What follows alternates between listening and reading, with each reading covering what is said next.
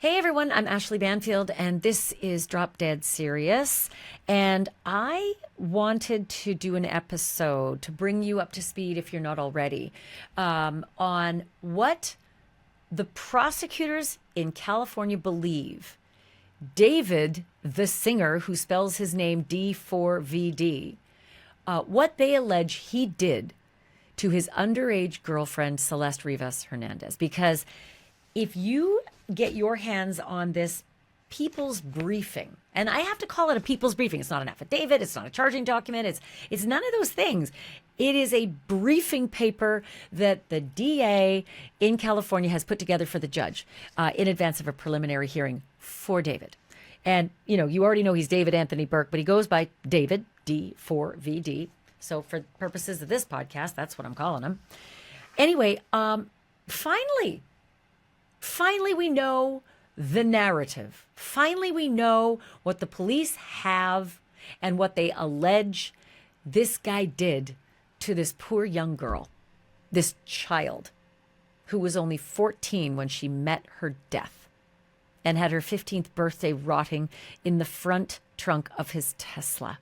We've known all along that the body of a girlfriend of his, an underage girlfriend, was rotting in his Tesla, and he's running off and doing a start of a tour, or at least starting and then canceling it real quick. But we couldn't quite figure out back in September of 2025 why they weren't arresting him. It seemed kind of obvious to us. Tesla's 400 feet away from your front door of your house, and there's a dead girlfriend cut up inside that Tesla. How is this a hard case?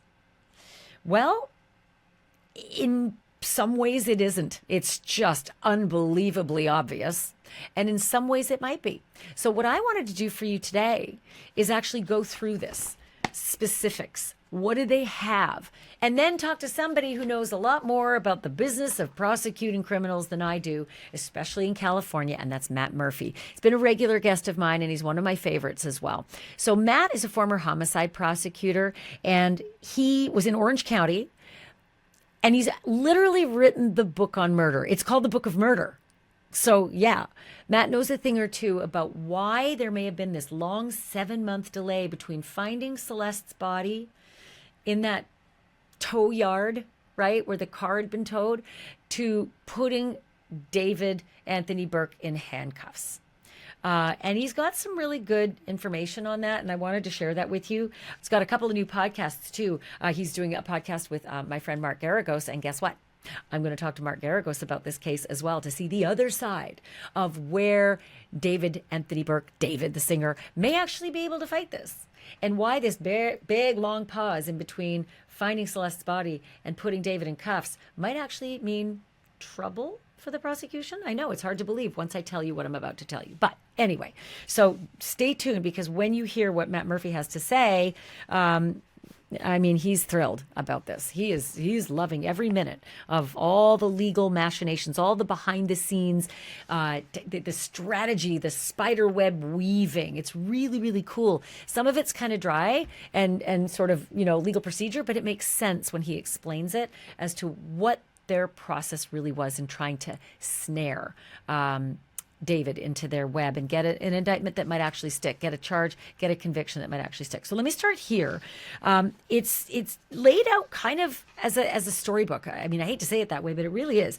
They effectively say that Celeste was 14 because we know that when she was found, it was the day after her 15th birthday. And so, yeah, she'd been in that trunk much longer than one day. So she spent her birthday rotting in that trunk. It's very, very sad. And they basically say it was towed 3 days before they discovered her body, because it had been towed from a location 400 feet from David's home in the Hollywood Hills. And surveillance video, this memo says, and other evidence, which I can't wait to find out about, confirmed that the defendant, David, was the last person to drive that vehicle on July 29th, 2025. That's pretty impressive that they have that much information leading to David actually being the person behind the wheel. Okay, so we all know that the Tesla had been impounded, that there was a lot of smell coming from the vehicle. But when they opened it, a few more details about what they actually found in the impound lot. They found a black cadaver bag covered in insects. That breaks my heart. Inside the bag was a severely decomposed head and torso, right? First of all, my God, a cadaver bag. Who has cadaver bags other than the medical examiner? As it turns out, the allegation is David. You're going to find out why he actually would be in possession, allegedly, of a body bag. So they find this body bag, and it's got a head and a torso in it. But then a plastic garbage bag is beneath it, right? It's beneath the black body bag.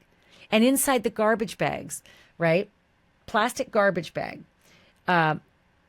is the dismembered arms and legs belonging to that torso and head that was in the cadaver bag. Don't ask me why. I don't know why there's a body bag and a plastic garbage bag, but that's how the allegation is that he did it. But there's more. Listed in this description is that the victim's ring and pinky fingers, left hand, so your wedding finger and your pinky finger next to it, they're amputated. They're gone, these two fingers. Okay, I get it. Remember, we were told that Celeste had David tattooed on her ring finger. And so I guess you're just going to take both of them off because maybe it's easier than just getting one of those fingers off. So that's pretty compelling evidence. You wanted to get rid of the word David. Who are you then? Might you be David? That's the allegation. Okay, so then the positive identification is made on September the 16th. So 8 days later, they ID this poor young girl as Celeste Rivas Hernandez. So the allegations that they lay out are that, and this is fascinating, David and Celeste met when Celeste was 11.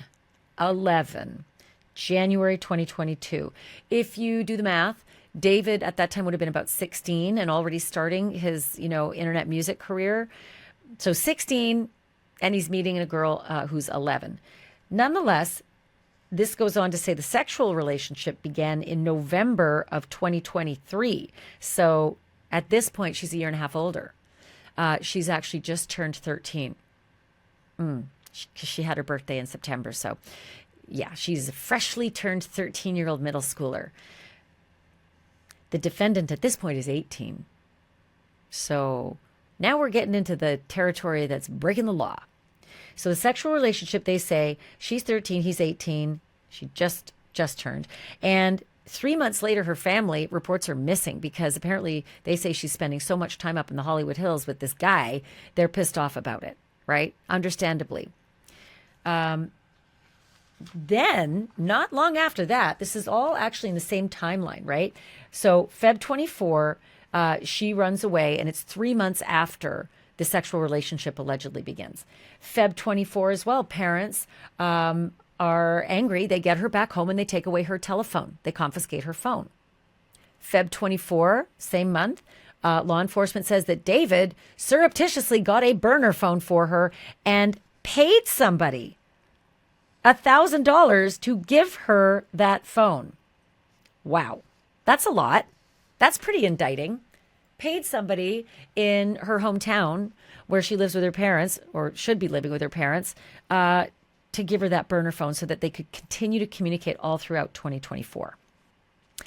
Also in Feb of 2024, the parents obviously are getting pissed and they say, I'm assuming it's the parents, we need you to do a welfare check. We need you to find our daughter. We think she's up there in the Hollywood Hills with that singer named David.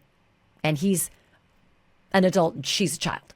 Apparently, according to the document, the police actually find David's phone number in Celeste's phone.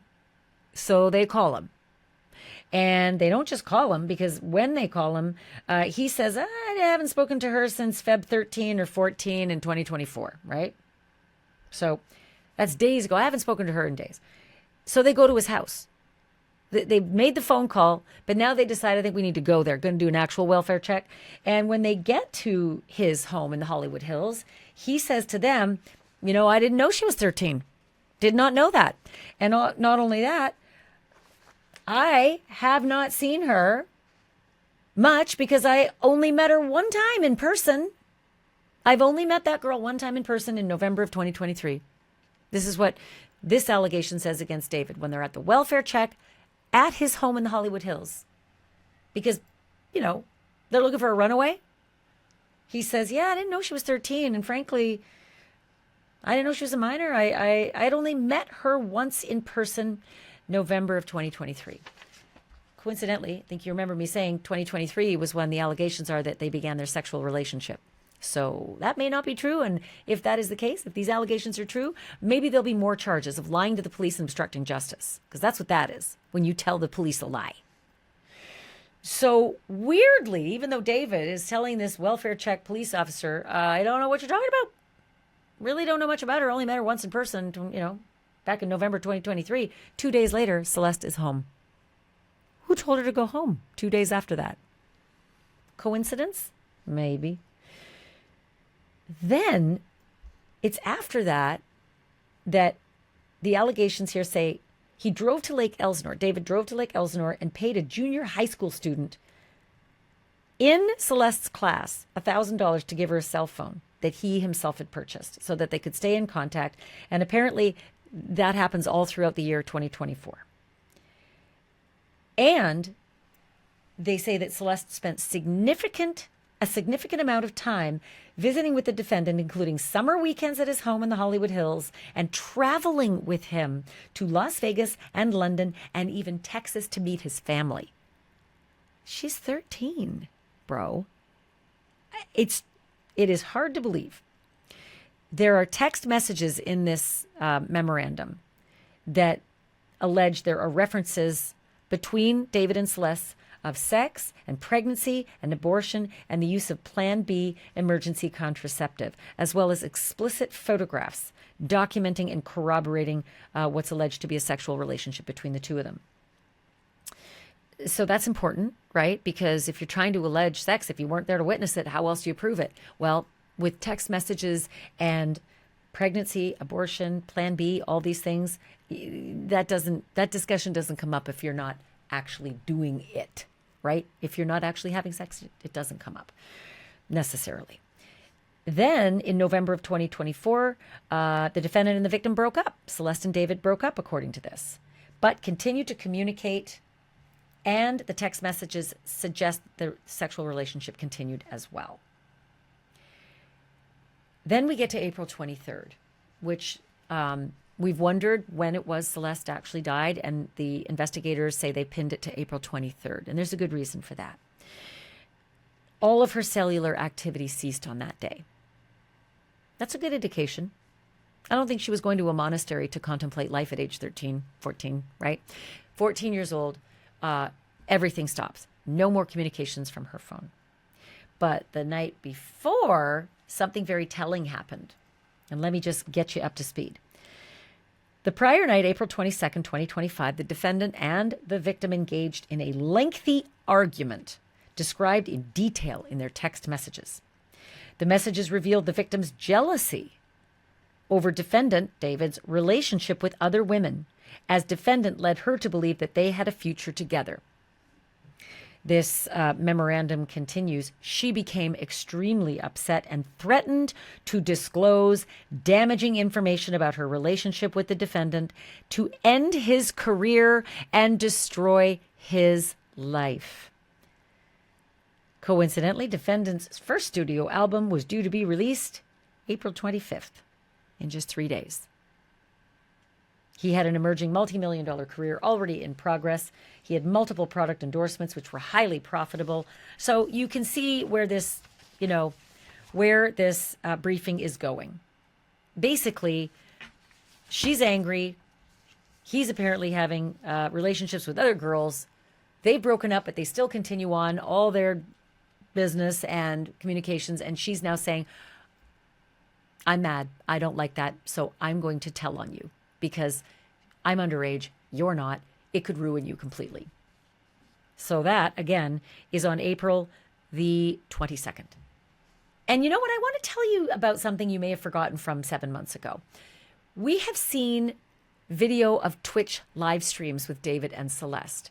And there is a freak out when messages start coming in suggesting you're done, bro, I got you on 4K, you're like the Epstein files, I'm paraphrasing some of them, but suddenly David freaks out, yo, yo, yo. And then there's a conversation between David and Celeste where he says, I media trained you. And she says, no, you didn't. And what, am I against having sex with minors or something like that? I'm going to let you see this, but it starts to show you the panic and fear about knowing about the severity of what it means for someone who is of the age of majority behaving like that with someone who might be 13 or 14. Take a look at this. Pray for his career, chat. Are we done? Are we? We need to delete this. Are we? Maz, can we delete all VODs? And then as soon as the stream ends, delete the stream too? Can we delete? Can we delete everything? You done for, bro? Y'all are not done? Now you gonna Epstein? Yo! Wait! Oh, look it. Answer that one. That's so mean if you don't answer Which that. one? What's good, David? Big fan, big spot me. Oh, thank you, Mitochondria. Appreciate you. Media I personally don't. Yo, I media trained you. No, you didn't. That's controversial. It's controversial of raping kids.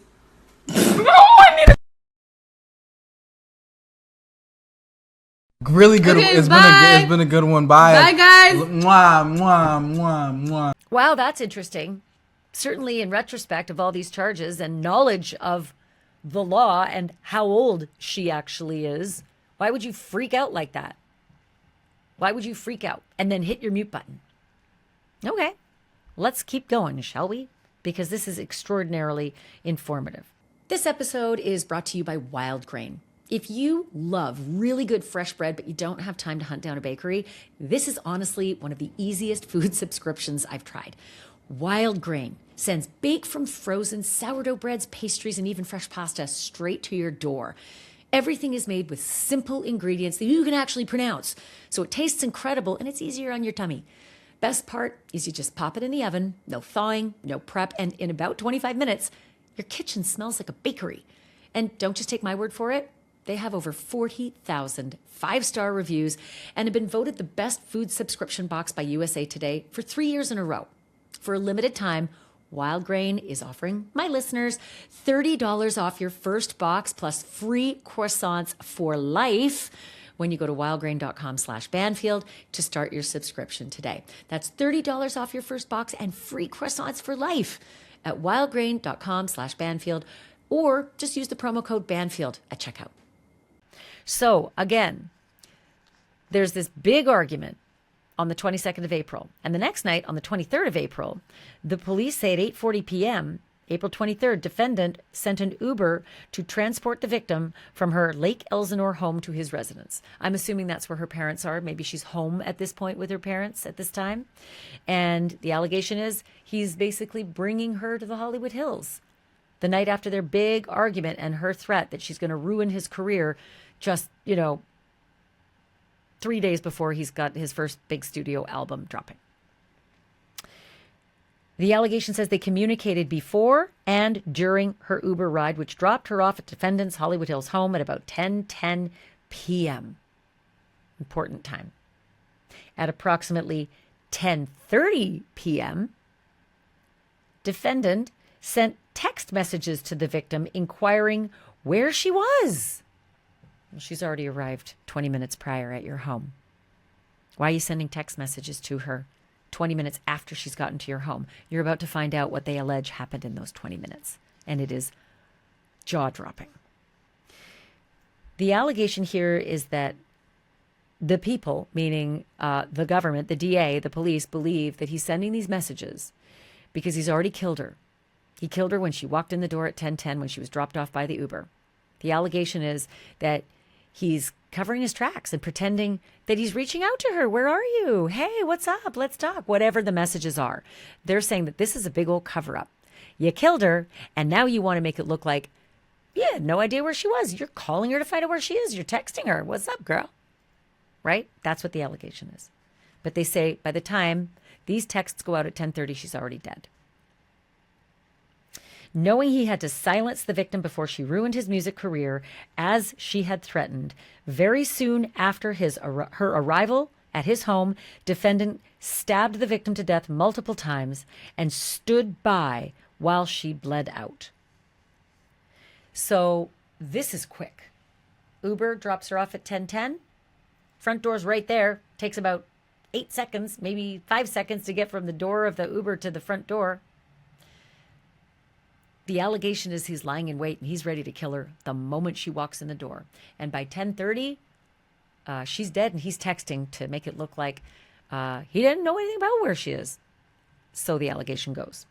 So this continues on to say the defendant drove to Santa Barbara County immediately after the victim died, attempting to dispose of her property and destroy evidence at approximately 11:30 p.m. on April 23rd. So this is 1 hour after presumably she's already dead and he's pretending to send her messages, right? It's an hour and 20 minutes after she's shown up at his door in that Uber. At 11:30 p.m., he drove away from his home as he texted and called the victim's phone asking where she was.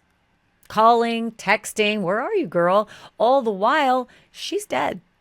I don't know where she is. I don't know if she's back at the house at this point, allegedly, or if she's in the Tesla with him, allegedly, as he's driving to Santa Barbara. The weird thing is, he ends up in Santa Barbara and spends quite a lot of time there and doesn't come home until early the following morning of April 24th. So what was he doing all night long from 11:30 at night when he departs his home to early the next morning when he comes home? Don't know. But he's got a radio interview that day. Wow. I'd have canceled that one if that were me. He's got a radio interview apparently scheduled to promote the release of his big new album, because that's supposed to drop the next day after that on April 25th. We found a podcast interview. We don't know if a radio interview or a podcast interview is just language. We're not sure if this is the actual interview, but we found an interview that was posted on April 28th, just 4 days later. And I don't know if this is the interview, but let me play a piece of it for you because it talks about his music and his famous song. And if you know his famous song, Romantic Homicide, let me remind you of a couple of the lyrics of his famous song before I play this radio interview. In the back of my mind, you died, and I didn't even cry. No, not a single tear. And I'm sick of waiting patiently for someone that won't even arrive. Oh, in the back of my mind, I killed you, and I didn't even regret it. I can't believe I said it, 'cause it's true, but it's true. I hate you. So that's Romantic Homicide, the lyrics. Here's the interview we found that posted 4 days after the morning he returned from this trip allegedly out to Santa Barbara, having just allegedly stabbed his underage girlfriend to death. And I played it for my mom.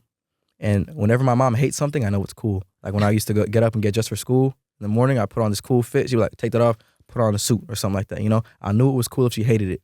I played it for her in the car, and she was like, David, this song is too violent. You're talking about killing people in your music? No, not my son. And I was like, wait, I might be onto something, bro.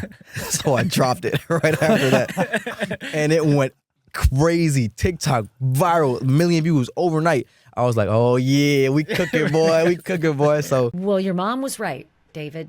That stuff is violent, and that does surprise most people. Pretty much all people, except for a very sick few. So, okay, in the name of art, I'll give you that. But given the allegations against you, that is some batshit next level crazy stuff that you're saying. Holy shit. And that you're singing about and that you allegedly perpetrated. Wow. All right, so let's carry on, because this allegation continues to say that he sent 2 more texts to Celeste's phone on April 24th, radio day, radio interview day, right? Which obviously went unanswered because she's dead. And then after April 26th, which is the day after the album drop, right? All within 2 days of this, defendant never attempted to contact her again. Now, why is that? Why, David, would you never want to contact her again? because there's no point because you've already covered up your tracks, allegedly. Wow. That's the kind of thing where you say, this is someone who thinks they're really smart. I'll just cover my tracks by sending text. And then you just stop on the 26th, which makes you look so incredibly guilty.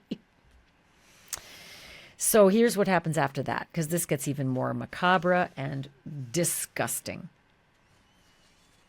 Remember, he's allegedly killed her on April 23rd and then driven out all that night into April 24th and done something in Santa Barbara and come back that next morning and done a radio interview where he's talking about the grisly stuff.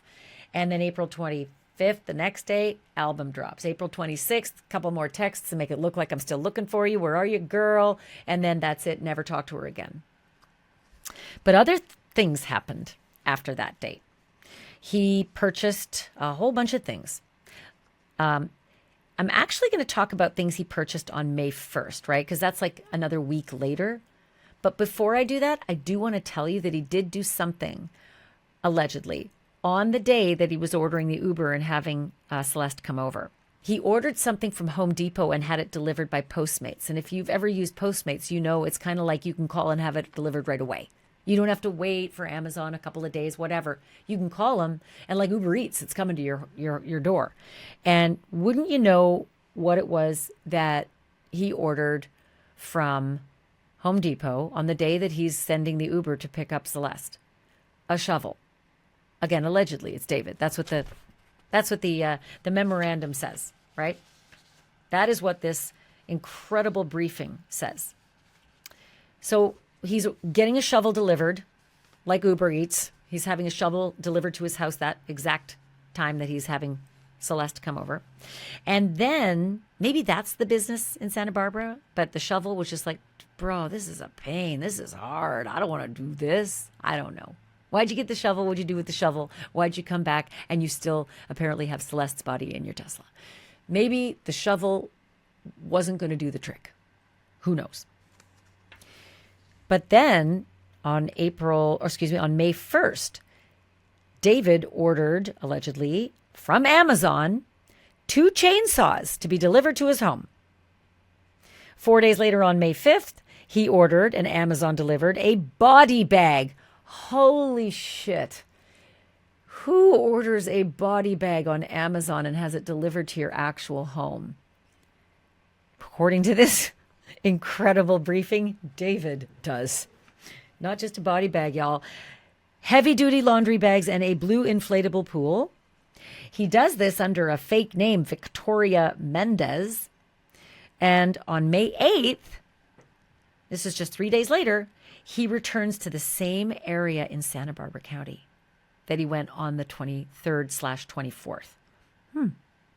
Leaves his home around 11:30 at night and does another trip again on May 31st. So May 8th all the way to May 31st, he makes another trip there. Apparently, this is an isolated site off of SR Route 154. And guess what was found there eventually? Took a while to find it. Took until January 2026, But they found Celeste's ID. They found her ID there, they say in this briefing. And then, as if all that wasn't enough, because we still know Celeste's body was not buried out in Santa Barbara County. What was going on out there? What was happening out there? Don't guess yet, because there's still more to come. But we know her body was not left or buried or anything out in Santa Barbara County, any of the trips that he allegedly went out there, because her body was found in his Tesla, rotting September of 2025. So we know that the body was never taken out to Santa Barbara and left there. Why was the ID there? Like, what was going on in this rural location? Again, don't guess yet, because there's more coming. Because I know you're thinking, well, maybe that's where the dismemberment happened and all the rest. Nope.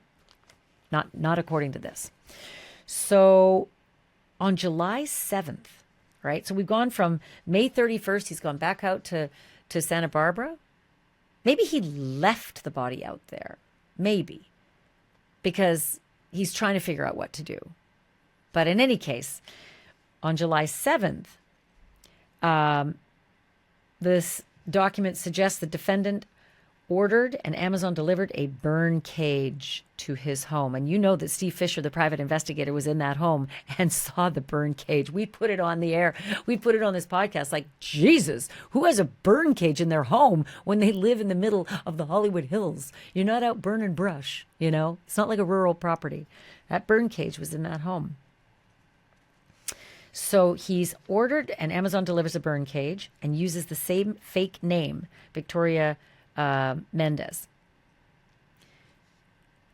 And then this is where it gets really grisly. This is where the allegation says the defendant took horrifying measures to destroy and discard the victim's body. Let me read directly from this briefing. After placing her body into the blue inflatable pool, because that's one of the things he purchased on Amazon, allegedly, to prevent her blood from spilling onto his garage floor, defendant used a chainsaw and perhaps other tools to cut off her limbs. Small blue plastic fragments were found embedded in the victim's remains, which were collected by the Los Angeles County Medical Examiner's Department. They were examined by the LAPD's Forensic Science Division, and they were a physical match from the blue fragments from the blue inflatable pool. In order to distance himself, this goes on to say, from the victim, he amputated her left ring and pinky fingers because her ring finger contained a tattoo of his name. Her fingers have never been recovered. Defendant then placed her head and torso into the cadaver bag that he purchased. He placed her limbs into a garbage bag, which he deposited in his front trunk, laying the cadaver bag on top. For several weeks, or possibly months, defendant left the victim's body to decompose inside his Tesla. He lied to friends, business associates, and others who noticed a strong smell of decay in and around his home and his vehicle.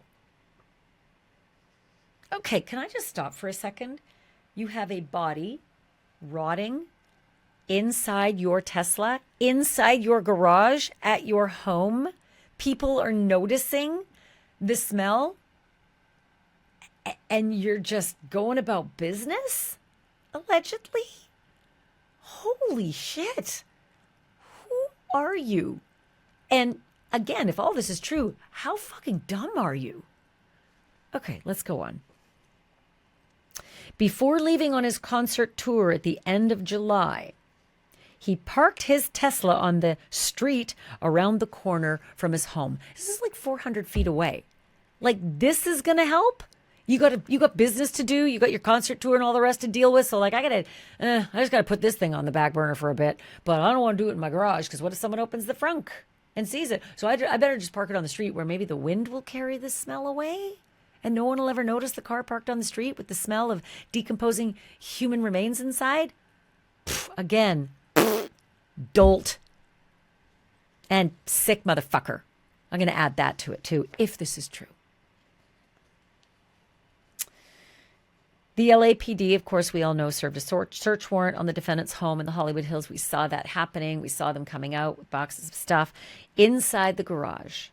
Detectives discovered evidence consistent with the dismemberment of the victim's body. An inflatable pool, which contained multiple linear cuts. Because, yeah, if you're using a chainsaw and you're cutting through someone, it's going to hit the bottom of the pool and that's going to get cut up. And maybe get embedded into the body parts, which was what they allege happened, is exactly what happened. Wow.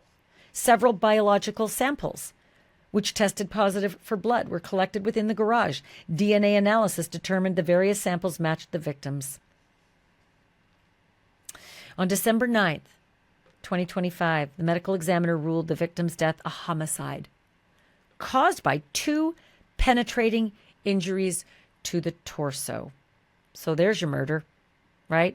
It wasn't that, oh no, what if she OD'd and I just needed to, I freaked out. I didn't kill her, but, I freaked out and I covered up the crime. Nope. No! Because the ME says it was 2 penetrating injuries to her torso that caused the death. Homicide means man kills man, not suicide, which is, oh no, I OD'd. Okay? So let's be clear. Because I know originally the LAPD said, we're not even sure if a crime was committed. Okay, I got so much to say about that. I'm going to say that in subsequent interviews. But they knew. They knew. They just needed to get the pieces together, right? So the evidence, they list it all out here. It's really compelling.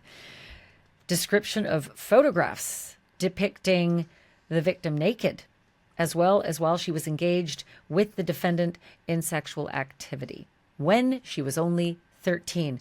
Oh, that's a crime, allegedly, in this. This is an interesting little piece that follows that. It says, while all possible charges that could be proven were not filed, that alone that I just read is proof of an ongoing naughty relationship when she was just 13 and 14. That I seized on because those charges could still come. Lots of them, right? Depending on how many episodes and dates they can actually prove with photos and digital evidence, there could be dozens, hundreds of these charges. So I love that they've actually said, well, all possible charges that could be proven were not filed. Hey, wait for it, because they don't have to charge everything at once. And oftentimes they don't. They amend their charging documents and indictments, and they can charge more. Happened to Diddy. There was amended indictments there. Numerous text messages between the defendant and the victim, evidencing their naughty relationship. I'm trying to keep the language about sex down because YouTube doesn't like it. I'll just say naughty when I mean you know what. So numerous text messages between defendant and the victim evidencing their naughty relationship, pregnancy, abortion, and use of Plan B emergency contraception. Messages through March 2025 prove defendant continued to manipulate the victim as she messaged the following. Ready? This is Celeste saying, quote, all we do is have sex and just hang out, man. I want more than that for myself. End quote. They got that out of her iCloud data, according to this document. Little further on in this briefing doc, they say surveillance video. Oof. That's never good. Surveillance video of defendant driving his Tesla on July 29th, 2025 for the last time before parking the vehicle and leaving on tour at the end of July. Oh boy. Parking that car. Now I'm assuming that means parking that car in the place where it stayed, right? And it stayed there for a very long time because the neighbors said it had been there for a very, very long time. And they smelled the evidence of stench. They actually thought, one of the neighbors thought they'd buried their dog out near that area. And they actually thought, according to Steve Fisher, that they were going to have to unearth that dog because apparently the smell was so bad. They couldn't understand it. Why would we have to unearth that dog and do something else? They thought the smell might have been coming from the dog because it was just over the hedges from that Tesla. This is more evidence listed out. Proof of defendant's Amazon purchases and deliveries. 2 chainsaws, a body bag, an inflatable pool, heavy-duty laundry bags, and a burn cage. Proof of a Postmates delivery of a shovel on April 24th. Uber records, obviously, right? Proof of defendant's lucrative career. Text messages where the victim threatened to expose the defendant and destroy his career.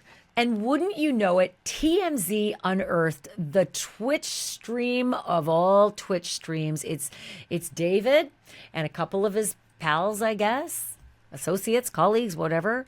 And they are live streaming about 2 months after this alleged murder takes place. So if you're to believe everything in this unbelievable brief, the house stinks. And people have been saying the house stinks. What's going on? The garage smells, the Tesla smells, the house smells. And he's telling anybody who will listen, who comes over, who comes within a smelling distance of the car, nothing to see here.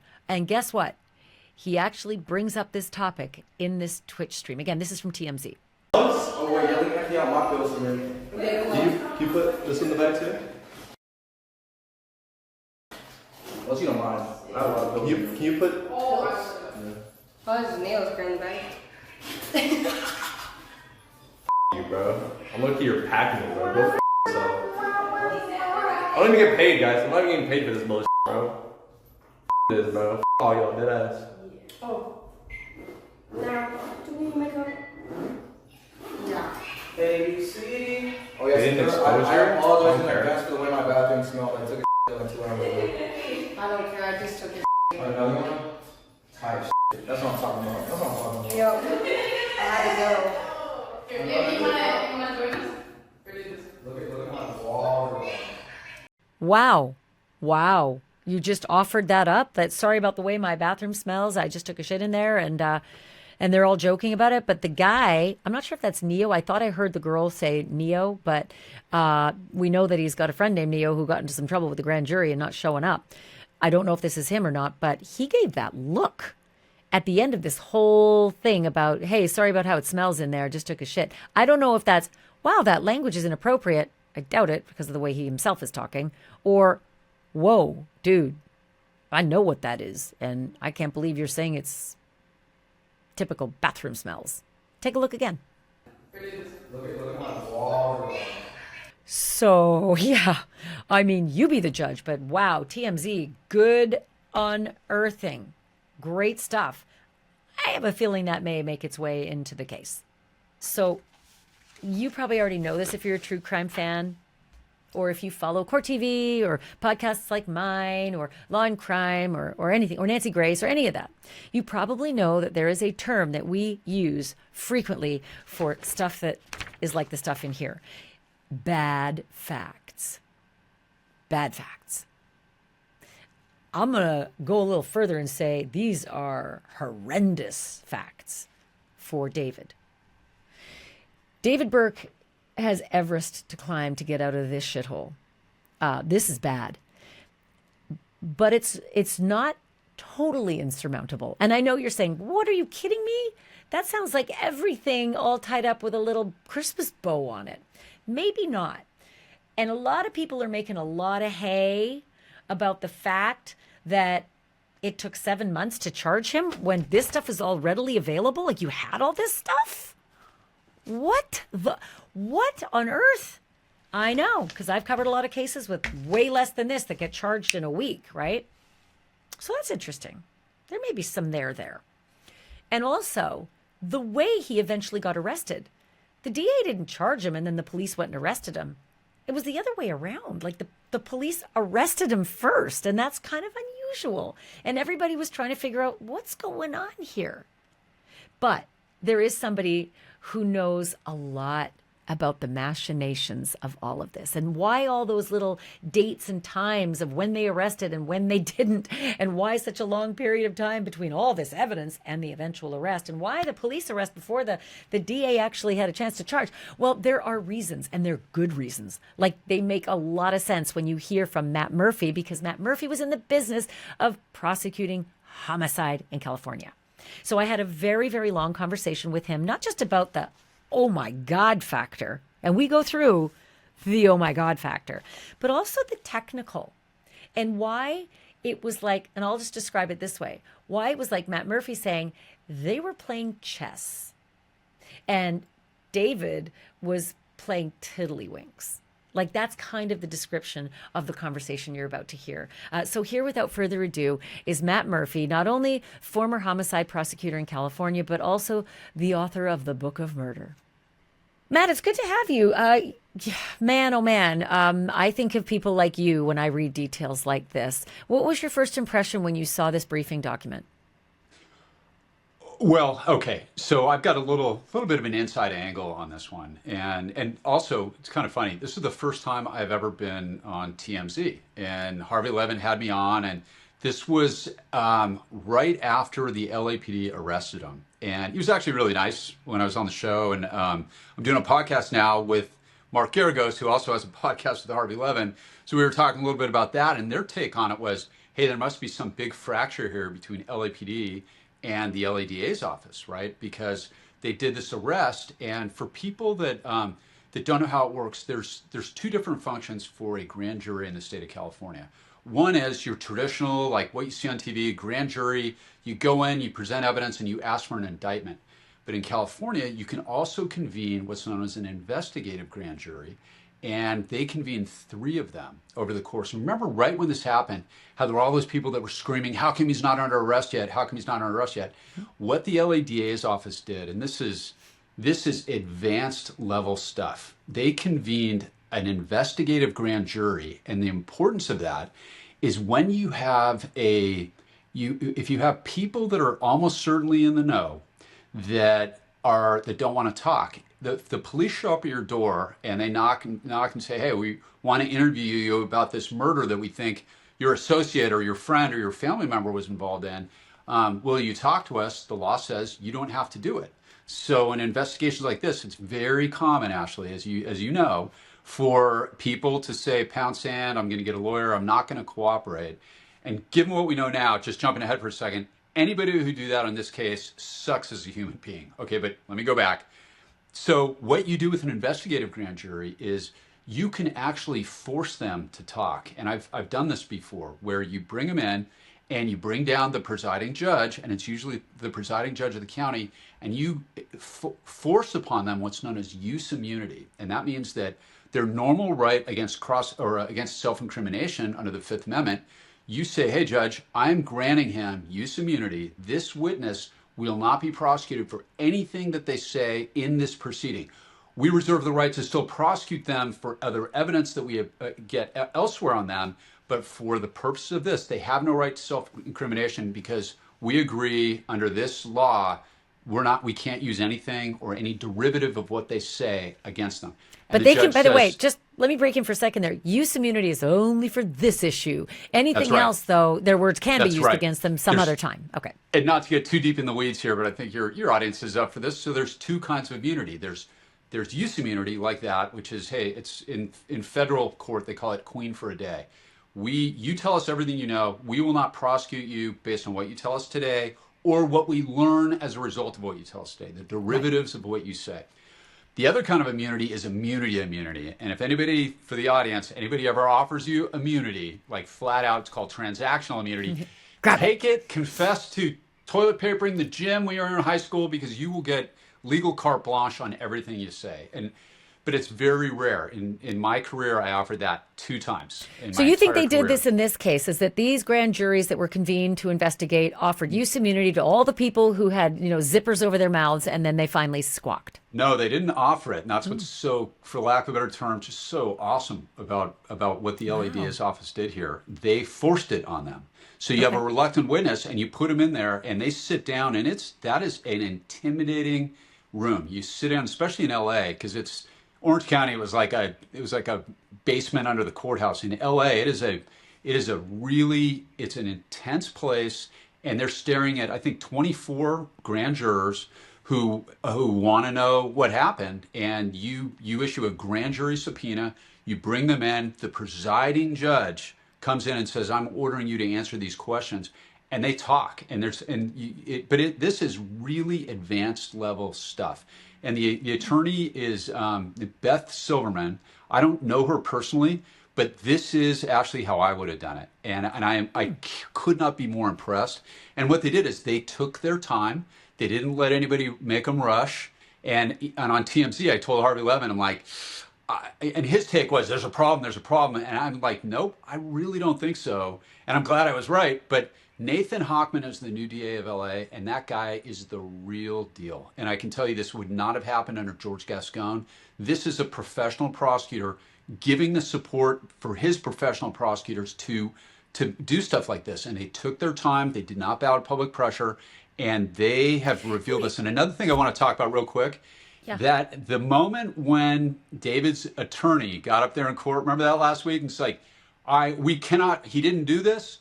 We cannot wait until the evidence sees the light of day. Remember that whole conversation that we all saw, and we're not waiving time for a preliminary hearing. And for those that have been in the business, they were waiving time no matter what, and everybody was going, "Oh, that's so brilliant, that's so great." As sure as the sun was going to rise, they were going to waive time. Okay, but that dramatic moment, and I've never tried a case against her, but she's got a good reputation. But that was pure friggin' theater.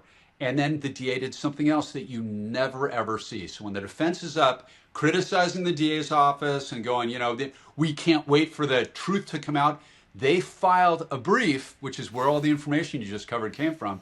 You never see that for a preliminary hearing. And procedurally, all they have to do is establish probable cause for this stuff. Yeah, and this was detailed. In California, you can do what's called a Prop 115 prelim, where you just put your main investigator on, and they can testify to hearsay. And all you got to do is get the ball over the net, probable cause established, game, set, match. You never see this kind of brief filed, and that was, I think, masterfully handled by Nathan Hochman in the LADA's office.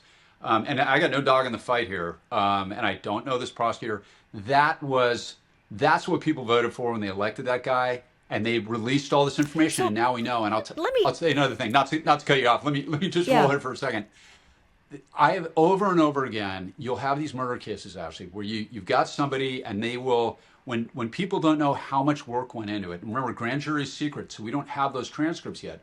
When people don't know, oftentimes you'll have their church group will come up, their book club will show up, like, this is not the person I know, you can't know. And sometimes as a prosecutor, this might be a case that you've worked on for 2 or 3 years where you know every single detail, but they have no idea what's gone on behind the scenes. And so you'll have this cheering section, and then when stuff, as evidence starts to come out, that cheering section gets smaller and smaller. There's nothing that repels supporters more. There's nothing that makes the church group, or in this case, a fan base, run for the friggin' exits faster than child pornography. And that is, and I don't know if we can even say that on whatever you're broadcasting on, child corn or whatever. That is it. You lose all support. In this case, the way they mapped that out, this is exactly the way I would file it. This is masterfully done. David is cooked, and it's because of the professionalism of the prosecution working hand in hand with the LAPD. This is how you do it, and he's done.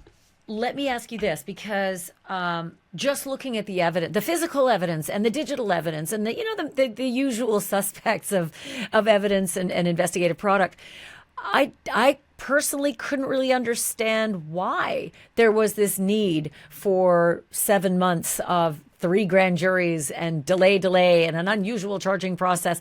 It just felt like, to me, I've seen murder cases with not even an eighth of this much evidence. So why all the need for everything else? Why all the need for the extra and the 7 months? It seemed like to me that there's just incredible digital exhaust, and there's incredible physical evidence, and there's incredible video, and there's incredible pictures and texts. And the answer to that is you've got to remember, this is potentially a death penalty case. They receive the highest level of appellate scrutiny. That's an interesting call for Nathan Hochman on this. My guess is they're not going to seek it. I sat on our committee, our death penalty committee, for 15 years and reviewed every special circuit murder case in Orange County. And we'd make a formal recommendation to the elected DA. Under Jackie Lacey, was a guy named Joey Esposito, who I'm a huge fan of. He was the former shot caller in the LADA's office, and ultimately it's the elected official that makes that call. We saw it in less than 4% of the cases that technically qualified for the death penalty. In LA, it was closer to 2%. I don't think they do it on this because that changes the complexion of it. We have a moratorium. I don't think it's probably worth it. And then you go from did he do it, which is the guilt phase, to, well, what kind of childhood did he have, and what did the victim do?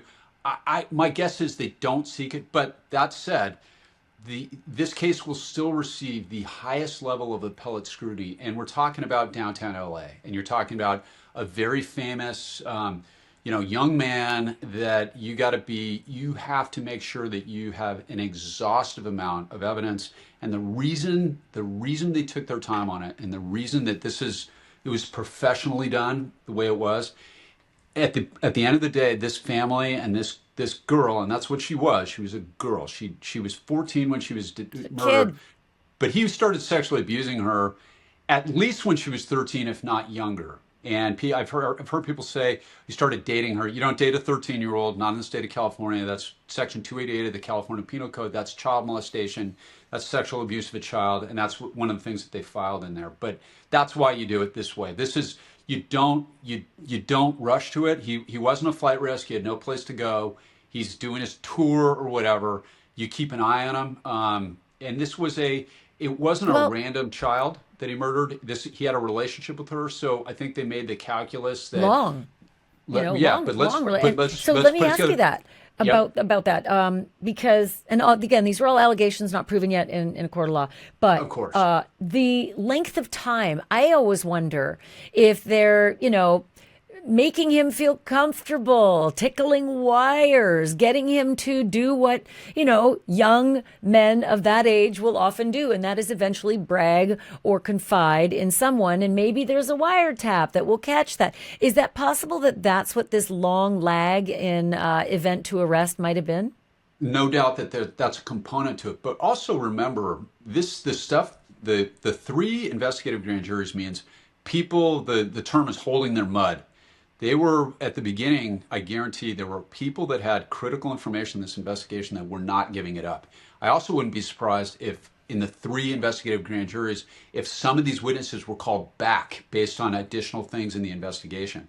So that, and use the term tickling the wire. So let me just make sure everybody understands what that means. And that's exactly the right term. It's called tickling the wire. Well, what you do is you set up a wiretap, which, by the way, you talk about advanced game. We've all seen The Wire on HBO, and there's this idea out there that wires are done all the time in state court. They are not.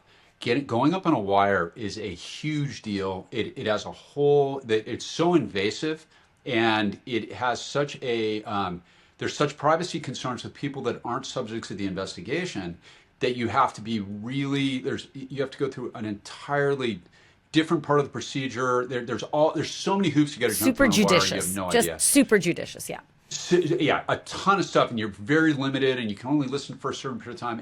It's incredibly complex.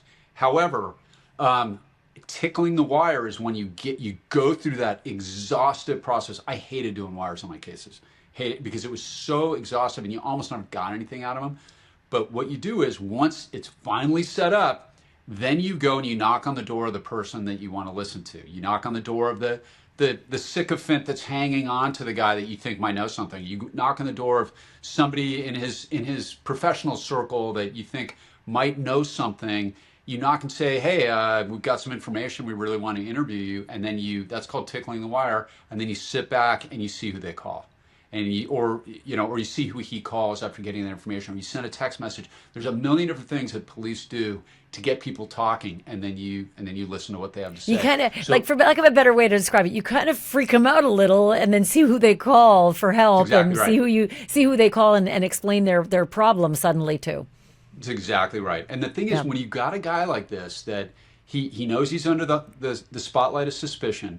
He had a relationship with this one girl, so it's not, he didn't snatch her off a bus bench someplace, so he's not likely to reoffend. And so they've got to put all this stuff together, and they've got to make sure they get every piece of evidence that they can before they hook him, for the exact reason that we saw. He's got money, he's going to hire a hotshot defense lawyer who's going to do what we saw. We're not wasting time. And I love that because Beth Silverman goes, cool, we're ready to go. And, today. And we Matt, call your bluff. Explain that to folks, because we have a right to a speedy trial in this country. So explain the strategy that you're talking about so that it makes sense for this conversation. Sure. So we're talking about process and due process rights. So anybody that's arrested for a felony anywhere in America, but especially in the state of California, you're arrested for a felony, you have a statutory period of time before your arraignment. They arrested him on a Friday, if you recall, which led to a lot of the speculation. They arrested him on a Friday, and which means depending on the hour that they arrest him, he either gets arraigned either on Monday or Tuesday. You have a set statutory time before you have to be arraigned. Okay, and that means they bring you to court. The arraignment is simply a formal process where a criminal defendant is advised of the charges against them. The defense lawyer will either continue the arraignment or they will enter a plea. They'll deny all claims. They will request discovery pursuant to the law. Blah blah blah. There's a whole little script that you do as a defense lawyer in that. And then you set it for either continued proceedings or you set what's known as a preliminary hearing. A preliminary hearing is only to establish probable cause. And that's another thing that I am so impressed with Beth Silverman on this, because I sound like a cheerleader. I don't know any of these people. I know Nathan Hockman, but I don't know Beth. But you as a prosecutor, if you get an indictment, and it's really tempting to do that, like, hey, grand jury, you've gone through this 3 times with me. I'm now requesting an indictment. they issue what's called a true bill. But if you do that, you have to notify the defense. Oftentimes, you got to give them an opportunity because you have an obligation in front of a grand jury to present exculpatory evidence in the state of California. It's known as a Johnson right. But then you're limited to whatever they indict on. You're limited to the charges in the true bill. The way they have done it, and I love this, if you go via a preliminary hearing, it means you can adjust the filing, you can adjust your charges based on the evidence as it comes out. This is the way I used to do all of my cases. So this is the way to do it. And so the next right he's got procedurally is he has a right to a preliminary hearing to establish probable cause, and you have a right, you have a preliminary hearing right for any felony, and you've got a right to have that done statutorily within a very short period of time. And that's when the attorney came out and said, we're not waiving time. We want the facts to come out as soon as possible. I love that because it's such a wah, wah, wah moment. But we're getting so deep in the weeds, and I haven't even gotten to the meat of the matter. I definitely want on the procedure on this because this is you do nerd out. I love it though; it's great. So I want to talk about the meat on the bone here because it is sort of earth-shattering to see this level of alleged planning and lying in wait, covering your tracks, protecting your financial success and future, and then just sort of the grisly matter of carrying out a murder like this and then hiding it all. And I just, like I said, I've covered cases with a fraction of this evidence, and I feel like they could have arrested him right away, given the amount they had. I get it that they wanted more, but did they really need more? I mean, that's more art than it is science. Look, this is the same jury pool that acquitted O.J. Simpson. We're talking about downtown LA, CCB. So yeah, I think you want a complete investigation, and you do that for the Rivas family. You do that to make sure that you have to be patient on these things, and you really want to know every aspect of it. And it's to go up on wiretaps, like I said, it takes time. But yeah, look, when you're talking about the way they filed this, you've got a man, and this is alleged, he's presumed innocent, but we're not in court right now either. He's got this relationship with a 13-year-old. Now, he was 18 when he first started seeing her. I think he met her online when he was gaming. He was about 16 and she was 11 when they met. But the alleged sexual relationship didn't start till she was 13 and he was 18. Now he's a grown-up and she's still a middle schooler. That's right. Okay, so and what's interesting to me about that is that you have those cases. We call them in Orange County SRVPs, statutory rape vertical prosecution, and I was assigned to that for a little while when I was in sex. You have there's a quality of those where you've got, and I mean, look, every high school senior who has a high school senior girlfriend that's a little bit older who turns 18, like, we all know that's a thing, right? Like, there's also the Romeo and Juliet. Together. Like they're kids that are close in age. They're in high school. One's 18, one's 16, and that shouldn't be considered a crime for right. And those are different. Okay, so when we look at this case and you say, okay, he met her when he was 16. He's a kid, right? He's a minor. Did he fall in love with a 13-year-old? That's not a big age difference, or she was 11, whatever. And you have to entertain that, and you wonder about that. Right up until you find out about child pornography, and then you realize if that's true, if they really did recover child pornography from his phone, F that guy, he's into little kids, and that's what that means. I spent 4 years in sexual assault, Ashleigh. Whenever you have an allegation of sexual abuse, and you really can't prosecute those cases unless you have some form of corroboration, case after case after case.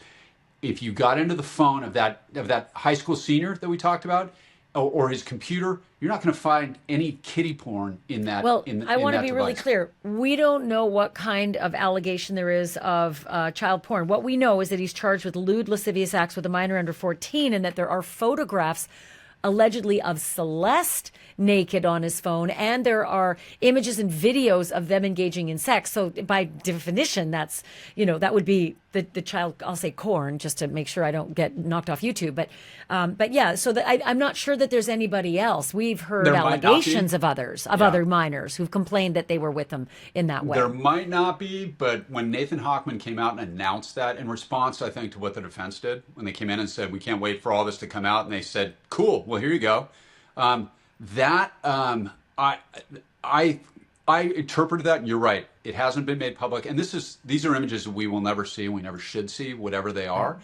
But look, I've worked a bunch of sex cases. The modern corroboration you want is that material. If there's an accusation against an adult, and it's an accusation of sexual abuse of a child, when you get into their devices and you see that kind of pornography, you know that it's true. Jurors know it's true. That's not a normal thing for people to have. I mean, can I ask you something? That just makes me think. Did the grand jurors, did they see these alleged images of Celeste having sex as a minor with David?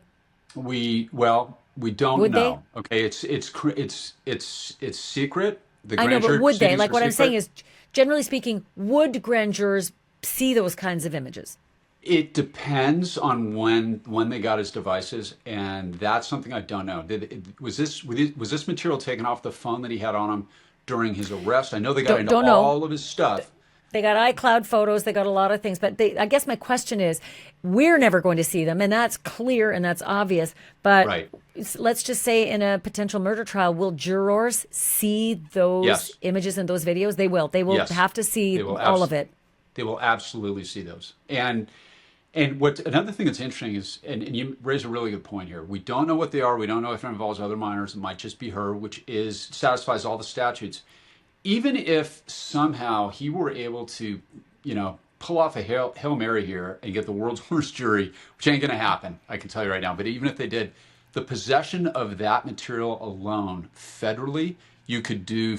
I think the federal statutory minimum is like 15 years. So he's done. However you skin this cat, but that's not going to happen.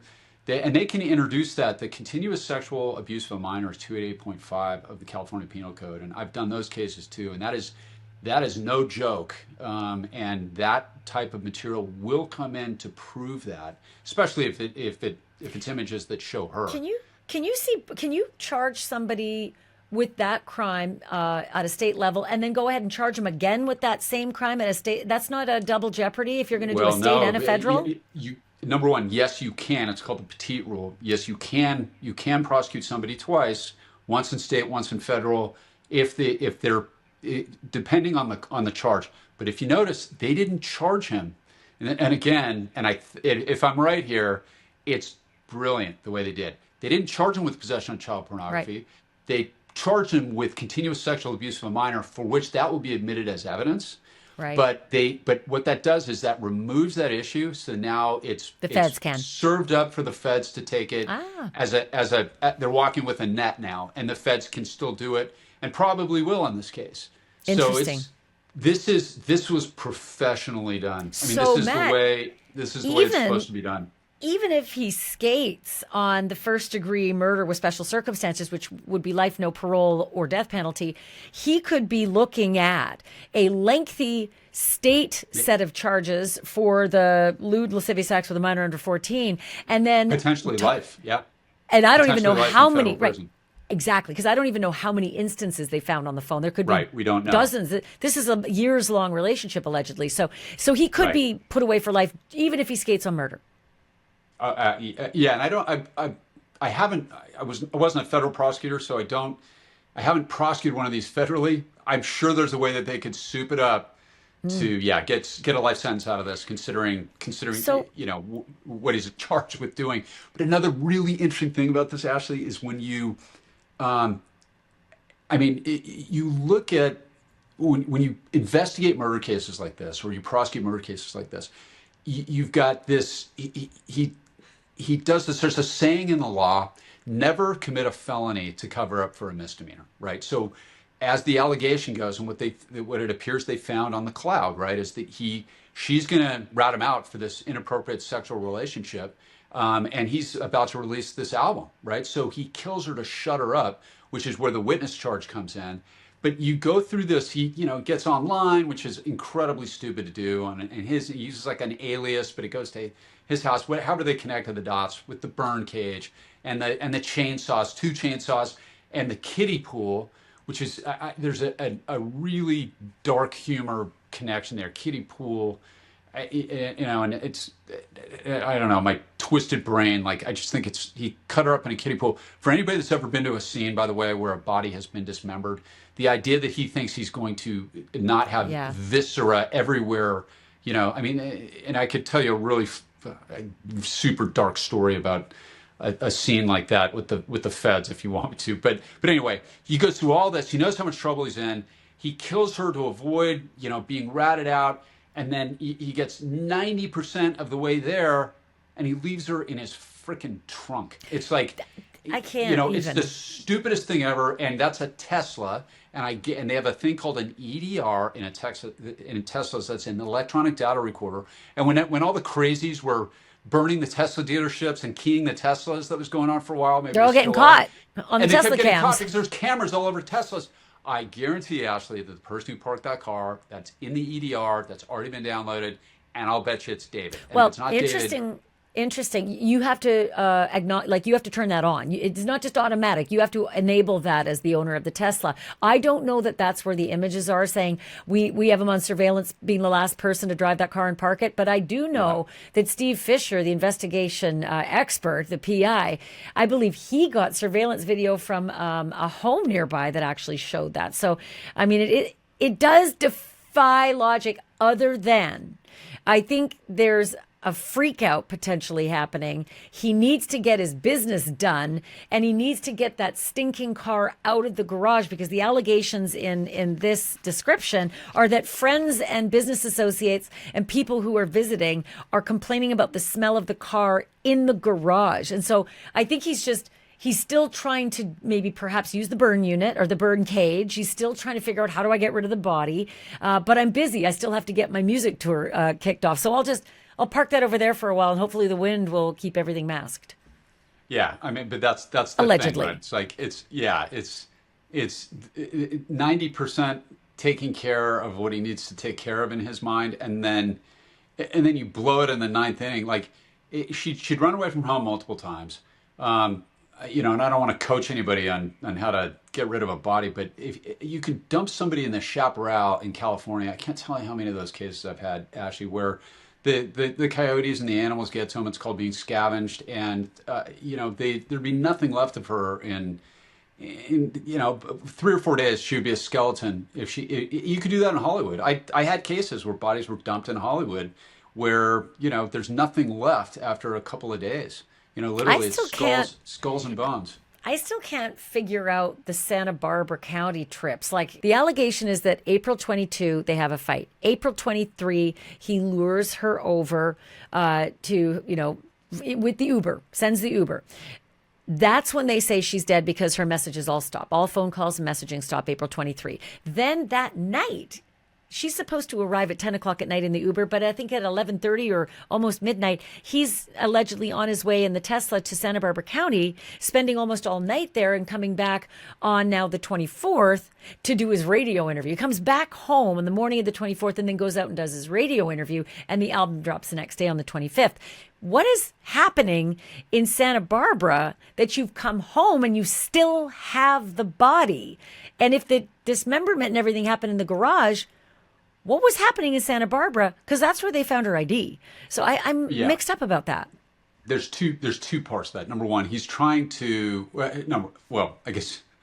number one, part A, he's not smart. This guy's a friggin' idiot. Okay, so that's number one. I guess the answer, it's like there's this great line from the show Band of Brothers. They ain't as smart as me and you. I mean, that's the first part. But what he's trying to do is he's trying to establish some sort of an alibi, because while he's in Santa Barbara, he starts calling her phone saying, "Where are you? How come you're not picking up?" That's the purpose of that, which is also, it's like 50% smart, 50% idiot, because he's thinking about cell phones, and he wants to be able to say, "Hey, the night she disappeared, I was in Santa Barbara, guys." Like, he's thinking about that without thinking, all of my text messages with her are downloading to the cloud. So it's, everything's from an hour into 50% before. Complete fool.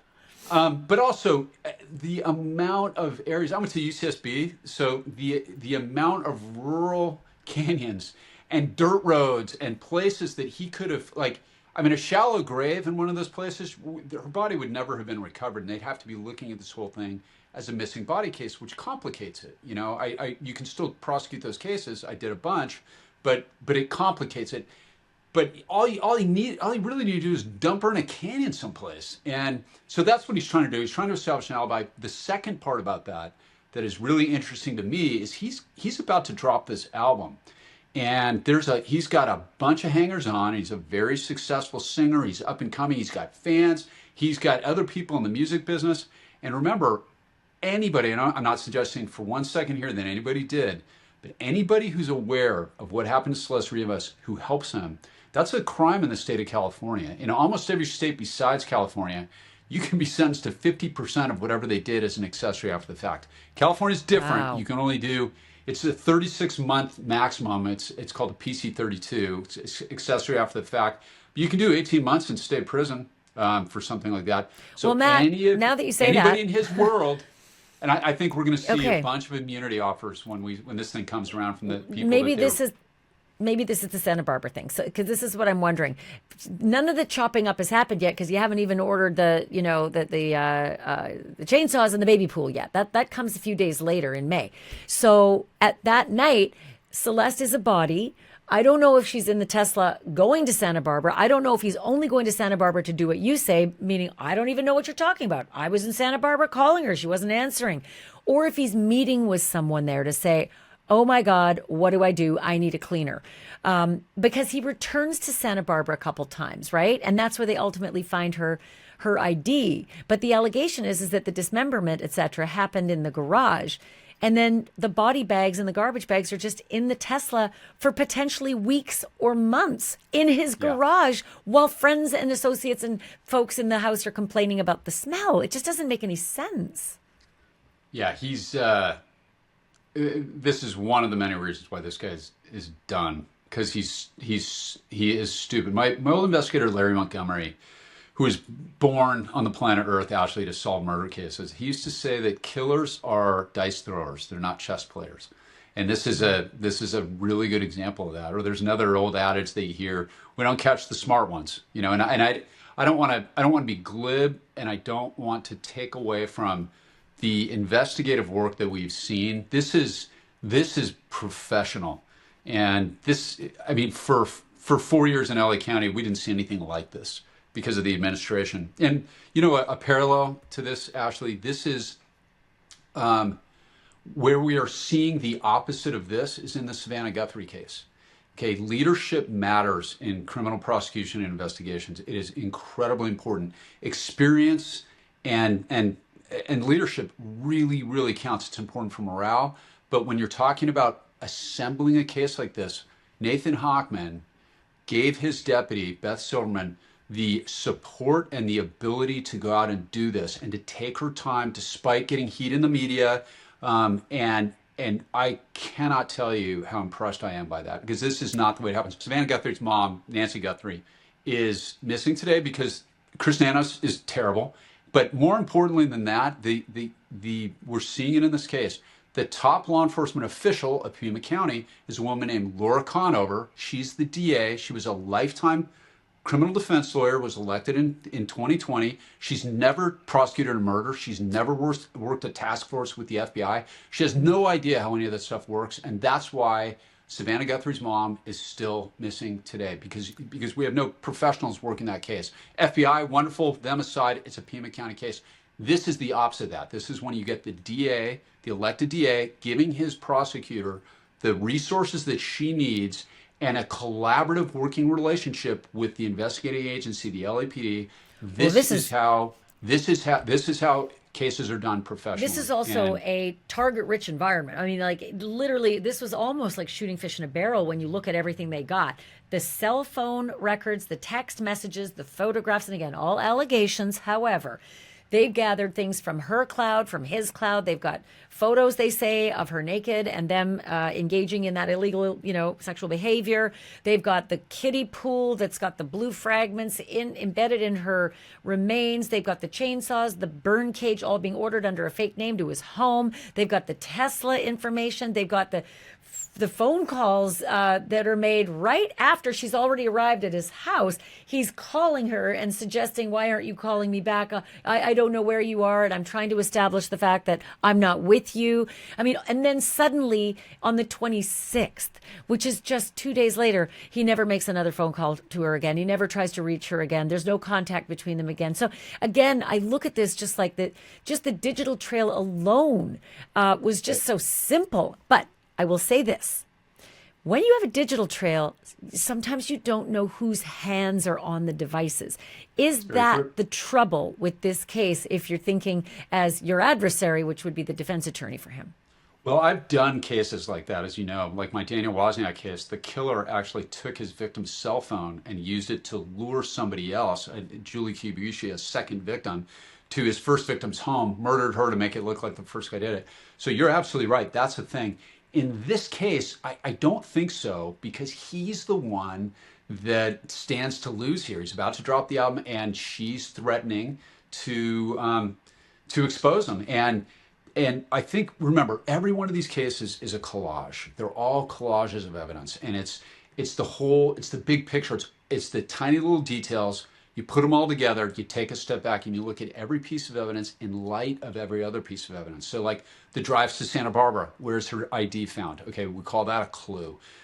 It's the fact that from his devices, I guarantee he got rid of whatever phone was downloading to the cloud, right? Thinking that then he would get rid of those communications. That's known as consciousness of guilt. And then she's found in his car. This is all things that are in his control. His IP address ordered a burn cage, 2 different chainsaws, and that kiddie pool from Amazon. Like that, the idea that that he didn't have a direct hand in it. And remember, there's the only allegation in this entire case that he personally did it adds 1 year. He can be legally responsible for all of this stuff if it's somebody in his inner circle that did it for him, or there's somebody else that committed the murder. The personal use of a knife is the only thing that's a 1 year add-on to what should be a life without possibility of parole at very least. So it's a nothing thing. If somebody else is involved doing this to help him, all he has to do is have knowledge, and he's done. Then he's a co-conspirator. He faces all the same criminal liability that he would if he was the actual killer, less 1 year. Let me put this to you, because I feel like this is where the prosecution will go. He is about to become a multi-million-dollar recording artist, and he is already surrounded, more than likely, I just assume, but I kind of know, by sycophants and hangers-on and the cadre of people that always show up with the star because they're getting something from him and their careers depend on him. So I can see a defense attorney saying, suddenly they're seeing this young girl who's going to blow it for all of them, and they're going to take care of business so that the golden goose can keep laying eggs. I guess the only argument to that would be, well, then why would you pin it on the golden goose? By using his devices, by using his IP, by using his car, by leaving the body in his car. I guess that would be the argument against the defense's argument. I think that you're almost certainly right. We're going to see some version of that in trial, and nobody's going to believe it. And that's all. And that's not a hack on the defense. It's they can probably only do something like that. But there's another problem with that, is that you can't point your finger at somebody in the state of California. You're not allowed to accuse people unless you have actual evidence to back it up. So it can't just be a mystery theory. Because there's going to be, all the people in his inner circle are going to be identified, especially now because they took their time in putting this together. And for anybody that like the smell or that, and we can all picture the orbiters, like we just watched all that in the Diddy case, all these fools that are surrounding Diddy trying to advance their own careers, like they're all just gross, right? We're about to see a whole brand new cast of the same kind of people. But the thing about those people is everybody is loyal until they start looking at consequences for themselves, and then suddenly, I've seen it a million times, their lips start moving real fast. And that's what we've seen here. And look, again, if you have an amateur who goes and knocks on the door and says, tell us the truth, some amateur prosecutor or somebody that's not that experienced, maybe a defense lawyer says they don't have the firepower to do this.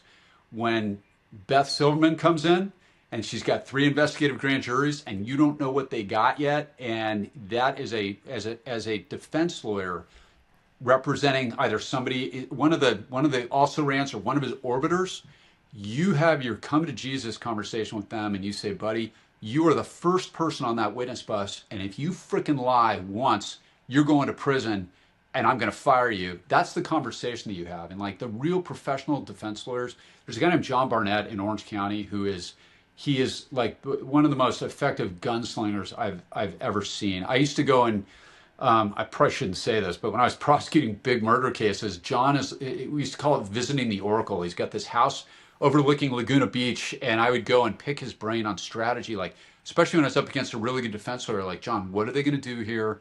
He was awesome, and he would help me on cases that he had nothing to do with. This was so professionally done. John's thing with his clients was, I want you to imagine, for people that were reluctant on ratting out their friend, their homeboy, whoever it was, I want to picture you, visualize yourself in state prison. I want you to visualize yourself in state prison the first night because you decided to be loyal. The people you're defending right now are laughing at you, and they're at a party surrounded by women, and 3 big guys come in your cell. That's what you're looking at right now. That's the decision. They're going to be laughing at how stupid you were for lying to them, and you're the one doing time for what they did. That's the conversation that he would give his clients, and I guarantee you there are versions of that all over Southern California with these people that were reluctant to help the police. So let me ask you this, given what we know so far based on this incredible memorandum, this briefing, do you see this case actually going to trial? Do you see that there will be a robust argument that David, or do you see that his only chance for avoiding death penalty would be a plea? Okay, so that's a great question.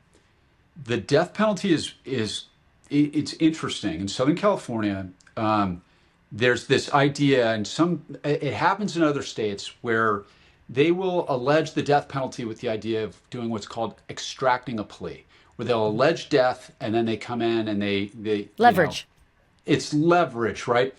I am of the view that it's not appropriate to do that. And Orange County was very, very solid. My old boss was a guy named Rick King, who is also he was like a prosecutorial philosopher. And it was, you never do that. You plead what you prove, and then you go into court and you prove what you pled. That was hammered into my head from the outset.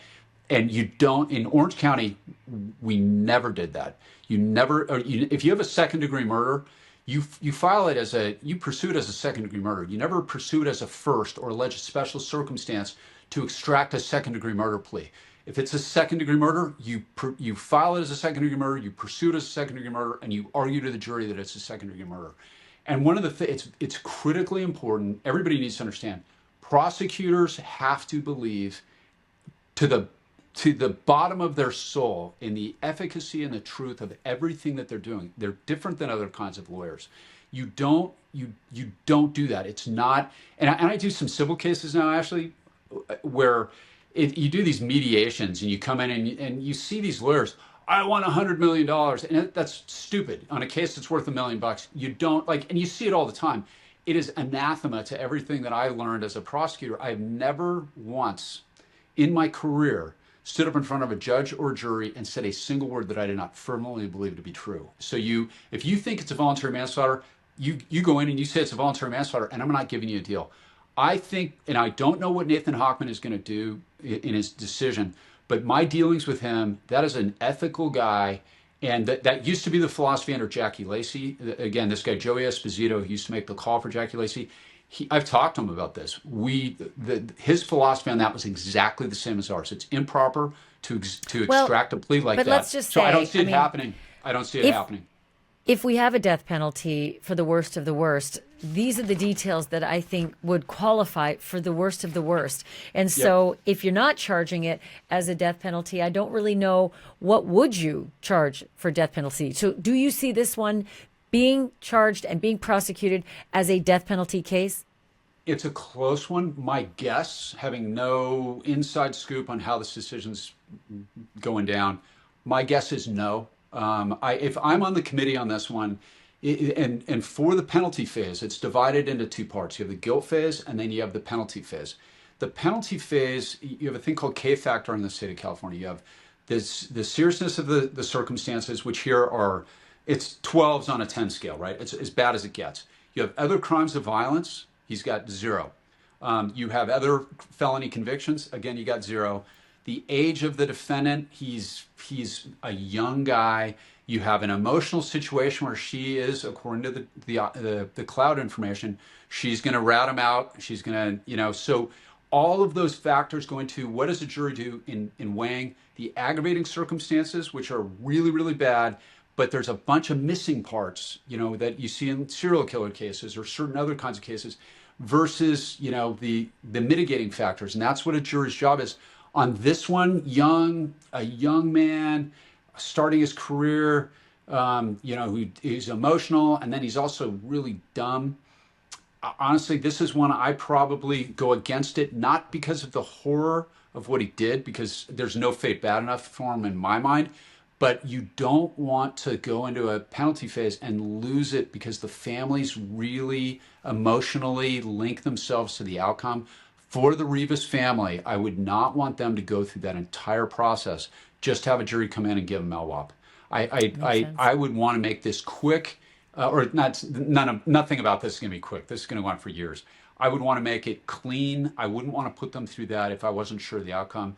This one's close enough that I probably wouldn't pursue it. And remember, we have a moratorium on the death penalty in the state of California. He'll never be executed. There's over 700 people on death row already. And he's never going to get executed. So the symbolic value of that, you would deliver it for the family. But on this one, I could see somebody taking pity on him because he's so young and he was desperate and he looked at his whole career blown up. And these are not excuses I'm making up. This guy just the way juries are. Hell for me. This guy. I'm going to sit there with my bag of popcorn as they roast him. So I'm thinking no death. And they're not coming off LWOP on this. So I think this is going to go to trial. And if they do plead to something, it'll be, he'll plead to LWOP, he'll plead to the special circ, and then hope that they change the law in the state of California and let him out. LWOP being life without the possibility of parole. For anybody who doesn't know that acronym, it's one of my favorites. I also call it toe tag parole, which means you're not coming out without a tag on your toe. Yeah, Matt, look, but in California, there's all these movements to undo that, which will be a horrible day for justice if they ever do. But anyway, those are my thoughts on this one, Ashleigh. So I hope you have me on again to keep talking about it.